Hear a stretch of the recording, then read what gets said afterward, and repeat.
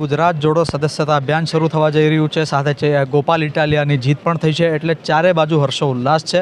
અને મારી સાથે આમ આદમી પાર્ટીના યુવા નેતા બ્રિજરાજ સોલંકી જોડાયા છે, તેમની સાથે વાત કરીએ. શું કહેશો, જે રીતના માહોલ સર્જાયો છે, ઉલ્લાસ છે લોકોની અંદર, માહોલ એક બનેલો છે કે જેથી 27ની તૈયારીઓ થઈ શકે, કેવી તૈયારી? સૌપ્રથમ તો આપના તમામ દર્શક મિત્રોનું આ તકે હું ખૂબ ખૂબ સ્વાગત કરું છું અને આપનો પણ આભાર વ્યક્ત કરું છું કે તમે કવરેજ લેવા માટે અહીંયા પધાર્યા.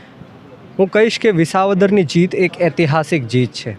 ગોપાલભાઈ ઇટાલિયા જે બ્રાન્ડ બનીને બહાર આવ્યા છે, ઓલરેડી બ્રાન્ડ હતા. 2020થી સોનાનો સૂરજ આમ આદમી પાર્ટીનો ઓલરેડી ઉગી ચૂક્યો હતો, પરંતુ હવે ફૂલ ફેજમાં, ફૂલ જોશમાં અને ફૂલ તાકાતથી 2027 તરફ આમ આદમી પાર્ટી જઈ રહી છે. એના અનુસંધાને આજે અમદાવાદ ખાતે આમ આદમી પાર્ટીના રાષ્ટ્રીય સંયોજક અને હું કહીશ કે આ ભારત દેશની અંદર જે ભ્રષ્ટાચારના વિરુદ્ધમાં મહાભારત ચાલી રહ્યું છે, એના અર્જુન એટલે કે અરવિંદ કેજરીવાલ સાહેબ અમદાવાદ ખાતે ગોપાલભાઈ ઇટાલિયાની જીત બાદ સૌ પ્રથમવાર આવી રહ્યા છે. હર્ષો ઉલ્લાસ સાથે અમે ગોપાલભાઈ ઇટાલિયાને વધાવવાના છીએ. ગુજરાતની અંદરથી દરેક જિલ્લા, તાલુકા, ગામે ગામથી હજારો કાર્યકર્તાઓ અહીંયા ઉપસ્થિત થયા છે.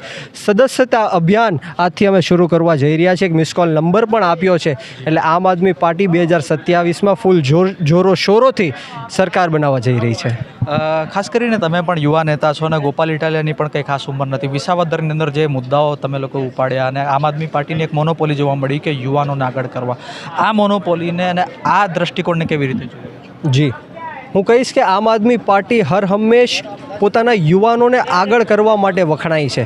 જેમ સેન્ટ્રલી આપણે જોઈએ કે રાઘવ ચડ્ડાજી છે, એક યુવાનોના યુથ આઇકોન છે, એવી જ રીતના ગુજરાતની અંદર ગોપાલભાઈ ઇટાલિયા યુવાનોના માર્ગદર્શક છે, યુવાનોના ચિંતક છે. સાથોસાથ યુવરાજસિંહ જાડેજાની આપણે વાત કરીએ, સામંતભાઈ ગઢવીની વાત કરીએ, પ્રવીણભાઈ રામની વાત કરીએ, રાજુભાઈ કરપડાની વાત કરીએ, આવા હું તમને અનેક યુવા નેતાઓ ગણાવી શકીશ કે આમ આદમી પાર્ટી તેઓને અપફ્રન્ટમાં લાવી રહી છે. અને 100% 2027ની અંદર યુવાનોને ખૂબ જ મોટી તક મળવાની છે. અને વિસાવદરની અંદર એક યુવા ચહેરો જોઈને, ગોપાલ ઇટાલિયાનો એક યુવા ચહેરો જોઈને વિસાવદરની જનતાએ, વિસાવદરના ખેડૂતોએ, યુવાનોએ અને મહિલાઓએ ગોપાલભાઈ ઇટાલિયાને જંગી બહુમતીથી જીતાડ્યા છે. અને આવનારા દિવસોમાં 2027માં યુવાનો પણ ચૂંટણી લડશે અને 2027માં સરકાર બનાવશે. એક સવાલ યુવાનને લઈને તમને પૂછું કે એવું શું છે કે આમ આદમી પાર્ટીની અંદર કે યુવાનો આમ આદમી પાર્ટીથી એટ્રેક્ટ થાય ને આમ આદમી પાર્ટી સાથે જોડાય, તેમનો ખેસ પહેરે, તેમનો પ્રચાર કરે, તેમની માટે ચૂંટણી લડે? જે રીતના આપણે વર્ષોથી ગંદી રાજનીતિ જોઈ રહ્યા છીએ, આ ભારતીય જનતા પાર્ટીની, કોંગ્રેસ પાર્ટીની, જે બધા વડીલો રાજનીતિ કરતા હતા, હવે એક ટ્રેન્ડ બદલાણો છે કે યુવાનો પણ હવે રાજનીતિમાં આવવા માંગે છે. જે રીતના સંસદની અંદર યુવાનોની સંખ્યા ખૂબ જ ઓછી છે, જે રીતના વિધાનસભાની અંદર યુવાનોની સંખ્યા ખૂબ જ ઓછી છે, એ જોતાં હવે યુવાનોને પણ એવી ઈચ્છા થઈ છે કે હવે અમે પણ રાજનીતિની અંદર આવીને ઝાડુ લઈને કીચડ સાફ કરીએ. જે 70 યર્સ જૂની જે પાર્ટી છે કે આ 30-40 વર્ષથી ભારતીય જનતા પાર્ટી ગુજરાતમાં રાજ કરે છે, એને હવે યુવાનો ત્રાહિમામ પુકારી ચૂક્યા છે. શિક્ષિત યુવાનો બેરોજગાર ફરી રહ્યા છે ગુજરાતની અંદર. મેં તમને કીધું એમ કે ભારત દેશની અંદર 1 કલાકમાં 2 યુવાનો આત્મહત્યા કરી રહ્યા છે. ખૂબ જ દુઃખની વાત છે.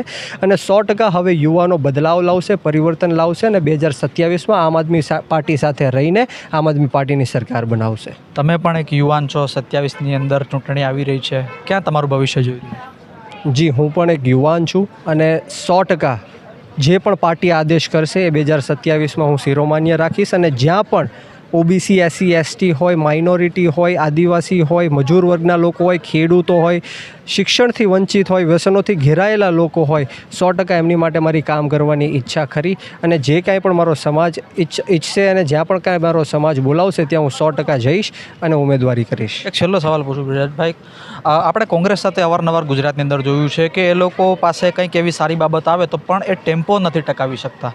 આમ આદમી પાર્ટી પેટા ચૂંટણીમાં લડી, ગોપાલ ઇટાલિયા જીતી ગયા, એક ટેમ્પો સેટ થયો છે. પરંતુ ગોપાલ ઇટાલિયાએ પણ કીધું હતું કે અત્યારે વાવાઝોડું ચાલે છે એટલે ધૂળ છેક સુધી ઉડવાની.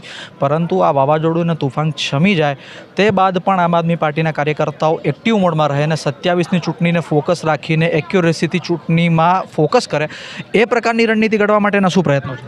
જી, આમ આદમી પાર્ટીના કાર્યકર્તાઓ અને નેતાઓ કોઈ રાજકીય નેતાઓ કે કાર્યકર્તાઓ નથી, રાજકીય લોકો નથી.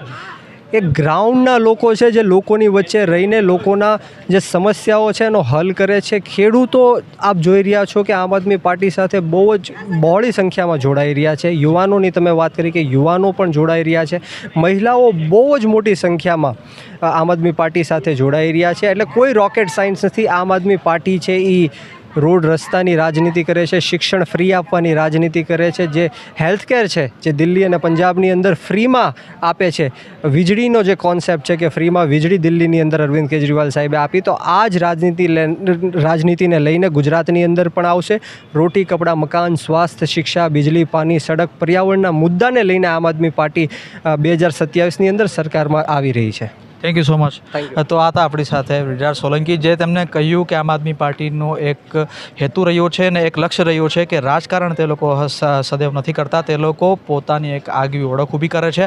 અને જે રીતના કેજરીવાલે દિલ્હીની અંદર એક ઉદાહરણ પૂરું પાડ્યું અને એ જ ઉદાહરણ પર આમ આદમી પાર્ટીના જે ગુજરાતના હોય કે અન્ય દેશના કોઈ નેતા કે કાર્યકર્તા હોય તે ચાલવાનો પ્રયત્ન કરે છે. ત્યારે 27ની ચૂંટણીને લઈ આ મેગા પ્લાન આજે તૈયાર થવાનો છે અને આ પ્લાનની અંદર શું શું વિગતો સામે આવે છે એ જોવાનું છે. પલે પલની અપડેટ તમારા સુધી પહોંચાડતા રહીશું. કેમેરા પર્સન જીશાન સૈયદ સાથે મુહી, war times of Gujarat, Ahmedabad.